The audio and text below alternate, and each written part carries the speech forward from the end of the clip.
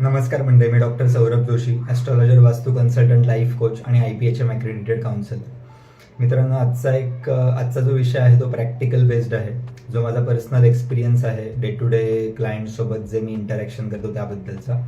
माझ्याकडे येणारे जे क्लायंट्स आहेत ना मित्रांनो, त्यापैकी बरेच you can say up to 70% लोक असतात ना, ही अशी असतात की एकदम टोकाचे निर्णय घेणारी असतात, खूप ॲग्रेसिव्ह असतात. त्यांना अशी शांतता, संयमाने मिडल वे काढून मार्ग काढणं माहिती नसतं. त्यांना डायरेक्ट खळखटॅक हीच भाषा कळते त्यांना.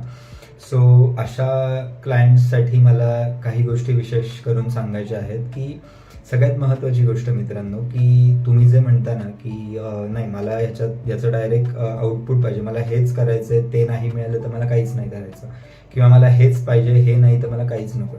सो ह्या ज्या टोकाच्या भूमिका असतात ना मित्रांनो, ह्या तात्कालिक असतात. ती वेळ गेल्यानंतर त्याची परिणामकारकताही तेवढी राहत नाही. आणि जर तुम्ही असा कुठलाही रँडम डिसिजन घेतला तर निश्चित तुम्हाला त्याचा नंतर भविष्यात खूप लॉंग टर्म त्रास व्हायची शक्यता असते. याच्यासाठी मला तुम्हाला 2-3 एक्झाम्पल द्यायचे. त्यातलं पहिलं एक्झाम्पल म्हणजे मित्रांनो, सगळ्यात महत्त्वाचं, आपलं युनिव्हर्स हे एवढं बॅलन्स्ड आहे ना, एवढं संतुलित आहे ना, की एखाद्या गोष्टीचा 1/100वा भाग ही चेंज झाला ना तरी पण पूर्ण युनिव्हर्स डिसमेंटल होईल किंवा विस्कळीत होईल. एखादं एक्झाम्पल घेऊन सांगायचं म्हणजे, उद्या चंद्राने त्याची पृथ्वीभोवती फिरण्याची गती थोडी जरी वाढवली तरी पृथ्वीवरचं सगळं वातावरण बदलेल. उद्या जर सूर्याने त्याचा किंचित वेग वाढवला तरीही सगळंच्या सगळं आपली सोलर सिस्टीम कोलॅप्स होईल. सो एवढ्या सटीक गोष्टी आहेत मित्रांनो या, म्हणजे एवढं बॅलन्स युनिव्हर्स, एवढं संतुलनमध्ये काम करतं.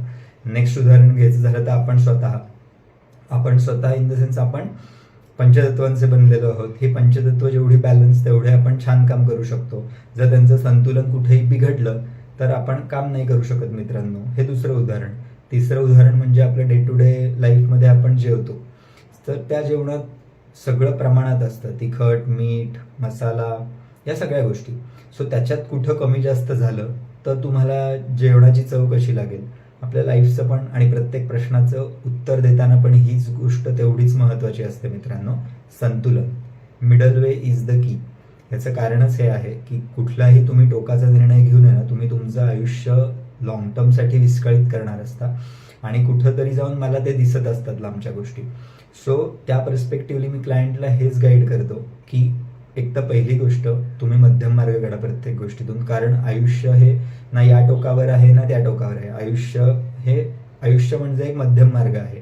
आणि येस, म्हणजे आपण जी उदाहरणं बघितली, संतुलन, युनिव्हर्स पासून, आपल्या स्वतःपासून, आपण जे डे टू डे ॲक्टिव्हिटीजमध्ये आपण जेवण करतो किंवा कुठलेही आपल्या इतर आजूबाजूचं ऑब्जेक्ट, हे एक संतुलन आहे म्हणून आहे. ते जर संतुलन बिघडलं तर काही राहत नाही. म्हणून मला तुम्हाला हेच सांगायचं आहे की कुठल्याही अशा वेळेला की जेव्हा तुम्ही खूप हायपर असाल, कुठलाही निर्णय घेऊ नका.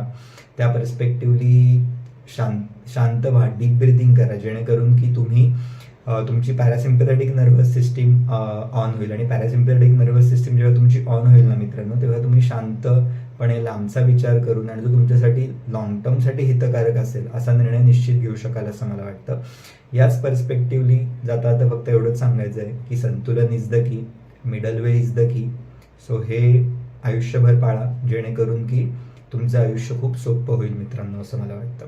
तुम्हाला जर आजचं रील आवडलं असेल तर प्रतिक्रिया द्यायला विसरू नका. तुमचाच सौरभ. जय हिंद.